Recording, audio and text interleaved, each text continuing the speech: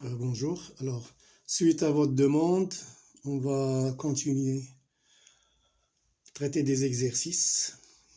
Exercices relatifs au dipôle RC. Voilà. Vous êtes nombreux à le demander, alors pourquoi pas. Allons-y. Bon, alors, un générateur de tension de force électromotrice E, voilà, alimente un conducteur ohmique de résistance R égale 100 ohms et un condensateur de capacité C, associé selon le schéma représenté sur la figure 1. Figure 1, c'est ça. C'est ce circuit-là. Voilà. Un oscilloscope numérique est utilisé pour suivre l'évolution temporelle de deux tensions du circuit. On voit 1 et on voit 2. La voie 1, c'est là. La voie 2 est ici. Ici, c'est la masse. Voilà. Le condensateur étant préalablement déchargé. À l'instant t égale à 0, on ferme l'interrupteur K. On obtient les courbes données par la figure 2. Figure 2, c'est celle-ci. Courbe 1 et courbe 2. Ok, elle est là, dans l'exercice. Alors, première question. Quelle est la tension visualisée en chaque voie de l'oscilloscope? Alors ici, on va regarder sur le schéma. La voie 1, première question.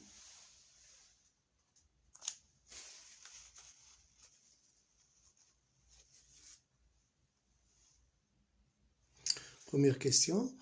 Alors, on va regarder maintenant la voie 1. La voie 1, elle visualise la tension entre le point A et le point D.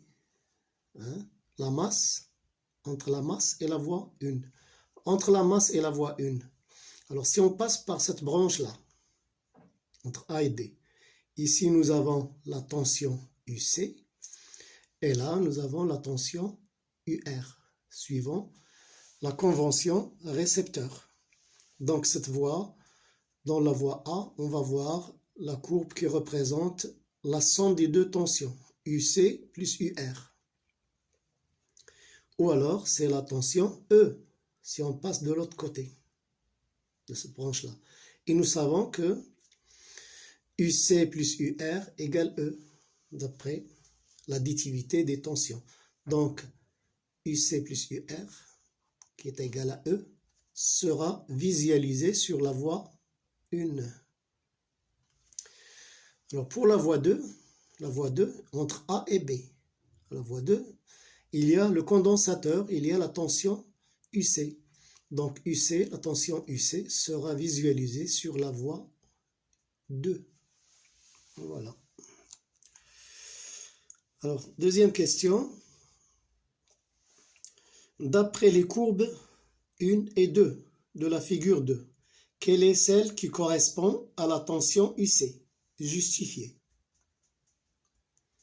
Okay. Donc, si on regarde maintenant les deux courbes là, la courbe 1, c'est celle qui croît avec le temps jusqu'à se stabiliser à une valeur constante E. D'accord? Donc, et la courbe 2, c'est une courbe constante. D'accord? Alors, nous savons que la tension UC au cours de la charge augmente de 0 à une valeur constante. Donc, la courbe 1 représente la tension UC.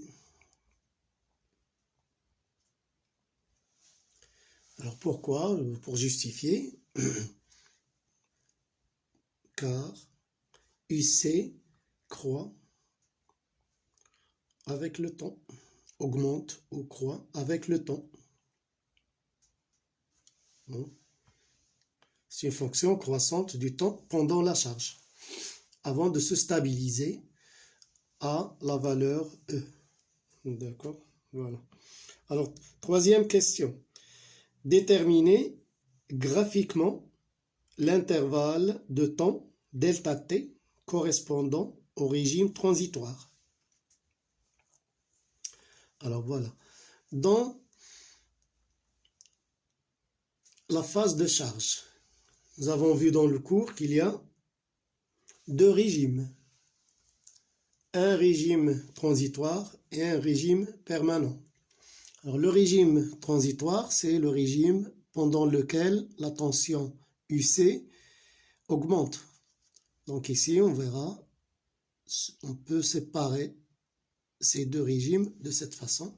Lorsque UC devient constante, c'est la fin du régime transitoire. Alors si c'est le régime transitoire,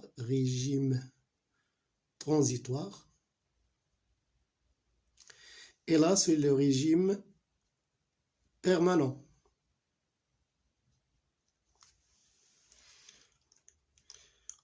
Alors, la durée du régime transitoire.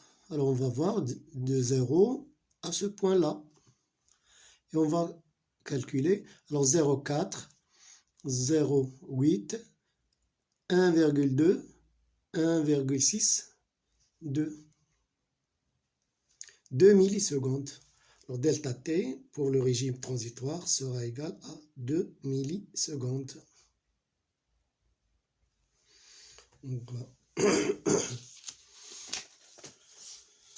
D'accord? C'est bon. Alors, quatrième question. Alors, on vous dit, vérifiez que, vous allez le lire ici avec moi, vérifiez que UC égale E fois 1 moins exponentielle moins t sur tau est une solution de l'équation différentielle et déduire l'expression de taux en fonction des paramètres du circuit. D'accord? Donc, c'est la quatrième question. Alors, si on veut vérifier que cette expression est une solution de l'équation différentielle, il faut d'abord trouver cette équation différentielle. Alors, équation différentielle vérifiée par UC. Alors, là, on refait exactement ce qu'on a vu dans le cours. Donc, il n'y a pas de mystère. Il faut le connaître par cœur, ce cours. Et voilà, on écrit UC plus UR égale E, l'additivité des tensions. Avec les relations fondamentales de ce, nous avons Q égale C UC et nous avons I égale D de Q sur DT.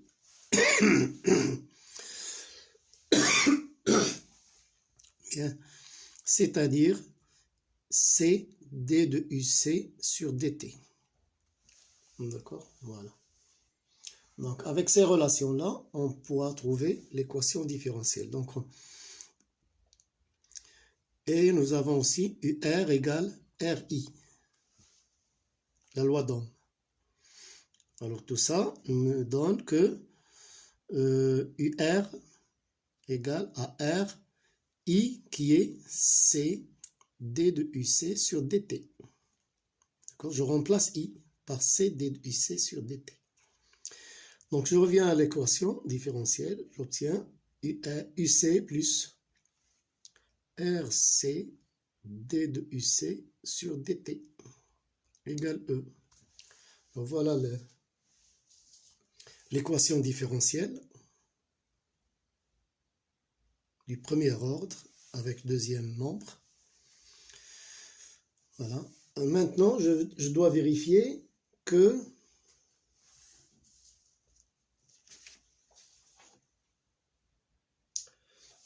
Alors, pardon, pour l'équation 4, c'était établir l'équation différentielle vérifiée par la tension UC. Établir l'équation différentielle vérifiée par UC. Donc, la réponse, c'est là, ça s'arrête là. Nous avons trouvé l'équation demandée. Alors, la cinquième question, qu'est-ce qu'on vous dit? C'est là où vient la solution. On vous dit vérifier que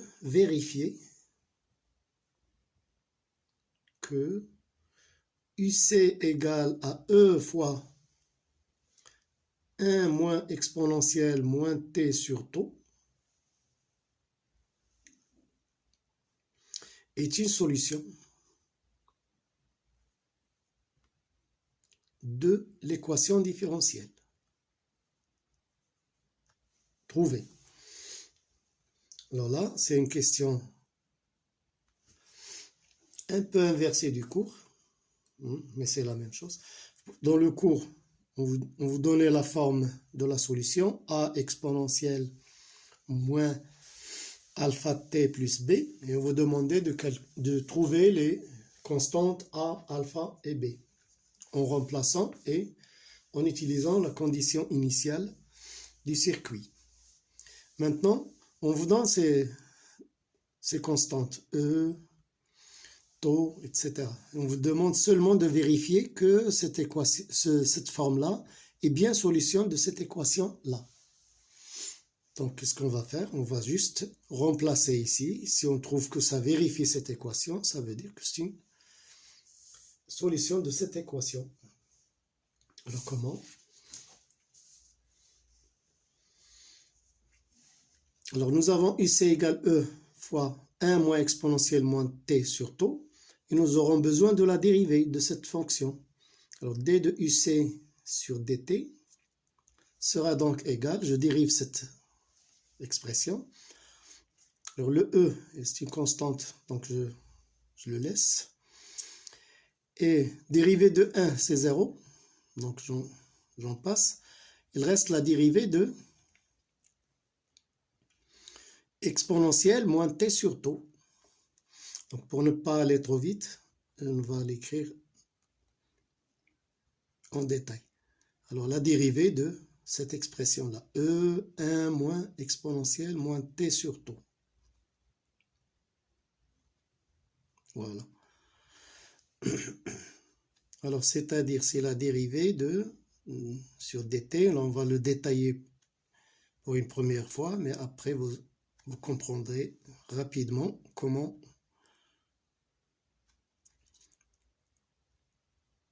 dériver cette fonction. Voilà. C'est la dérivée de E, j'explicite là, E moins E exponentielle moins T sur taux. Bien. Alors, c'est la dérivée de E, c'est 0. Il reste la dérivée de moins E exponentielle moins T sur taux. Alors là, c'est moins avec le moins, ça me donne le plus, là. Moins, moins. E, c'est une constante, il reste là. 1 sur taux. Le coefficient ici, c'est E sur taux, exponentielle de moins T sur taux.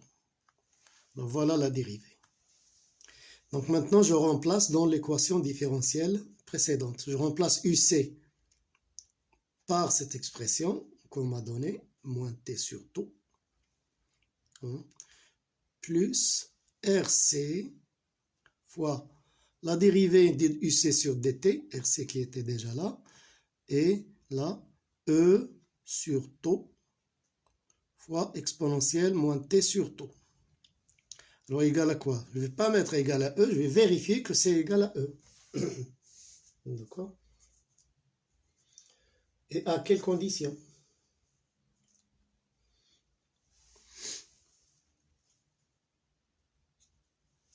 Voilà. Donc, si je mets ici le deuxième membre, voilà, on va vérifier maintenant. Est-ce que ça... Donc, là, je mets E moins E exponentielle moins T sur taux, plus RC E sur taux exponentielle moins t sur taux égale à E. Je factorise.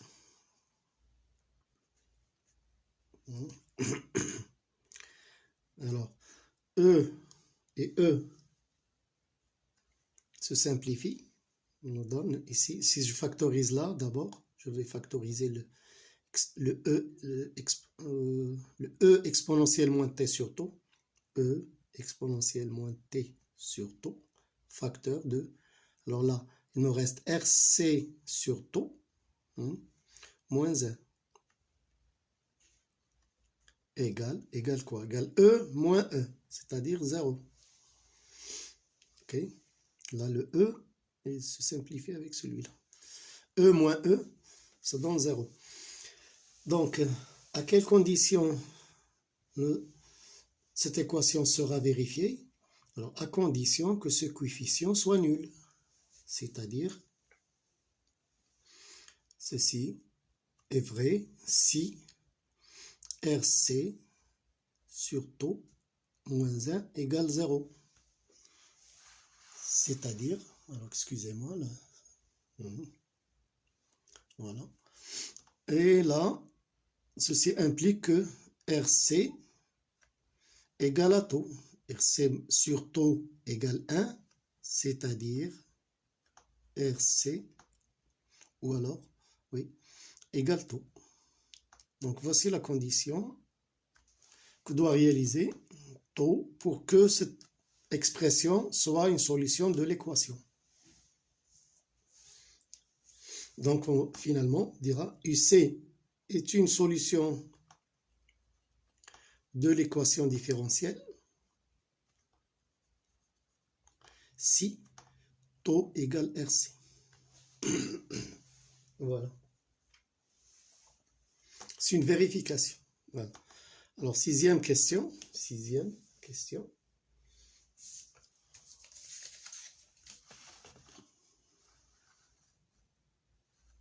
Sixième question. On demandera de calculer la valeur du rapport UC sur E à l'instant T égale E. Alors, calculer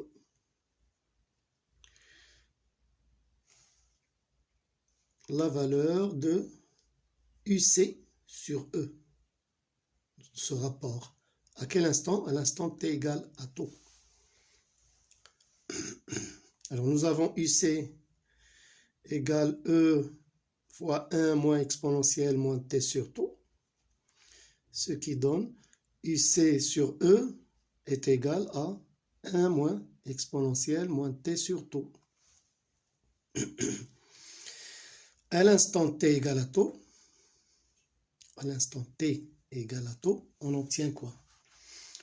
Nous aurons UC sur E égale 1 moins exponentielle moins 1. Nous allons remplacer taux ici. Taux sur taux, c'est moins 1. C'est-à-dire que UC sur E, à cet instant-là, sera égal à 0. Si on met la calculette, c'est 0,63. N'oublions pas que dans le cours, on avait trouvé que AT égale à taux. C'est une manière de déterminer taux graphiquement. AT égale à taux. UC était égal à 0,63 fois E. On le retrouve ici. Voilà. Septième question. Calculer la valeur de la capacité C.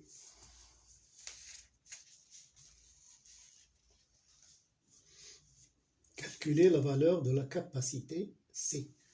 Alors, on va utiliser celle-là. Donc, AT égale à taux.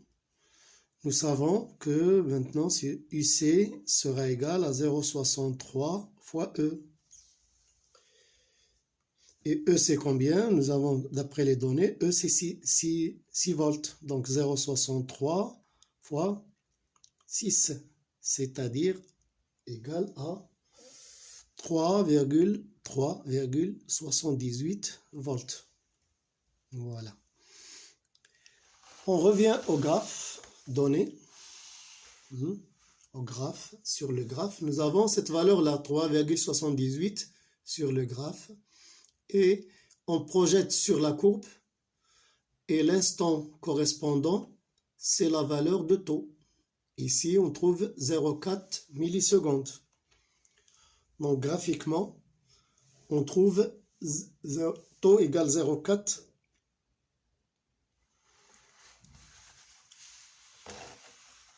Voilà, graphiquement,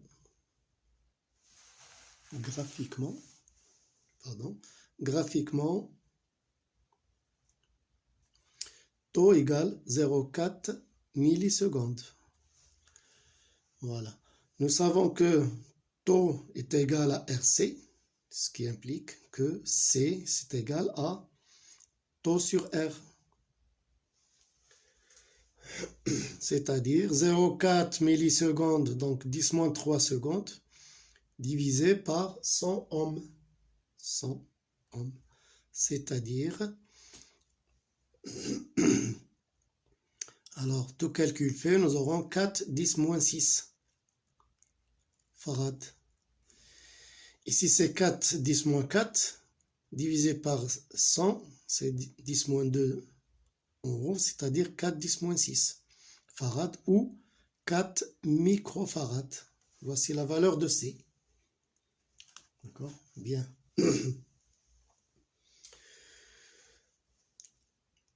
Huitième question. Trouvez l'expression de l'intensité du courant. Établir l'expression numérique de l'intensité I de T du courant électrique dans le circuit. Alors, on vous demande ici l'expression de I de T, expression numérique, avec les valeurs numériques. Bien. Alors, vous savez que I, c'est C DUC sur DT. Voilà. Et ça, on l'avait calculé tout à l'heure, c'est CE. C fois E sur taux. Voilà, c'est là. C'est E.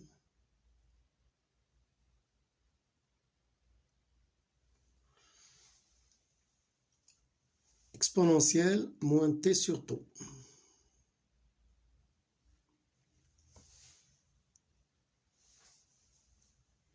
Voilà.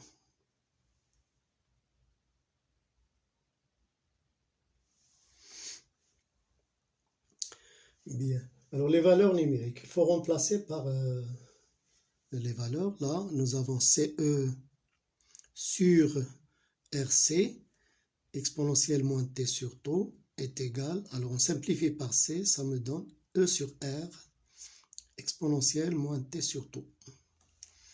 Alors, E, c'est une valeur de 6 volts. 6 sur 100 ohms, exponentielle de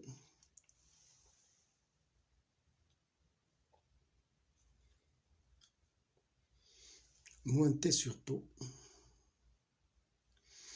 Voilà, alors 0,6 si vous voulez, 6 10 moins 2 ou 0,06 exponentielle moins T sur taux. Voilà l'expression de l'intensité du courant.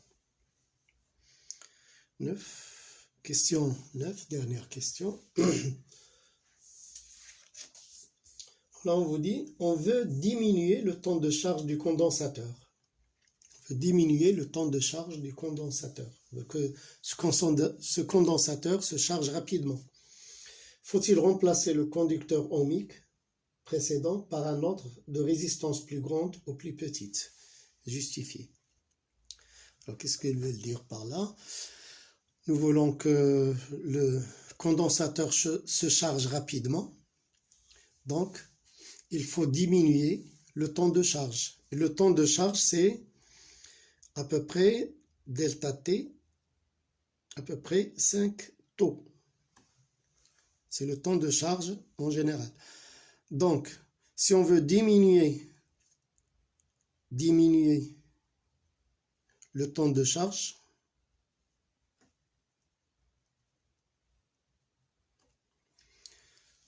revient à diminuer taux, la constante de temps. Or, ici on parle, taux c'est RC. Alors on parle du conducteur ohmique. Faut-il utiliser un conducteur ohmique de résistance plus grande ou plus petite? Nous, on veut diminuer taux. Donc, il faut utiliser un conducteur ohmique